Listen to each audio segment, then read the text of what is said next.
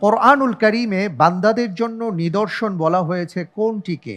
এ খেজুর বাগান, বি শস্য ক্ষেত, সি আঙ্গুর বাগান, ডি মৃত জমিন। আমি এই প্রশ্নের উত্তর হিসাবে বেছে নিচ্ছি অপশন ডি, মৃত অপশন জমিন। ডি জি, ফ্রিজ করে দিব? ইনশাল্লাহ। ঠিক তো, ইনশাল্লাহ। ফ্রিজ করা হোক অপশন ডি মৃত জমিন।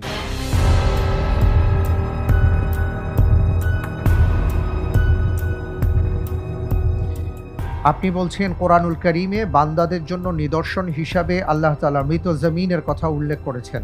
জি। আপনি যে উত্তরটি দিয়েছেন আপনার উত্তরটি সঠিক উত্তর। আলহামদুলিল্লাহ।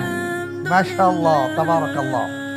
আল্লাহ সুবহানাহু ওয়া তাআলা সূরা ইয়াসিনের ৩৩ নম্বর আয়াতে ইরশাদ করেছেন, ওয়া আয়াতুল লাহুমুল আরদুল মাইতাহ আহইয়াইনাহা ওয়া আখরাজনা মিনহা হাব্বান ফামিনহু ইয়াকুলুন।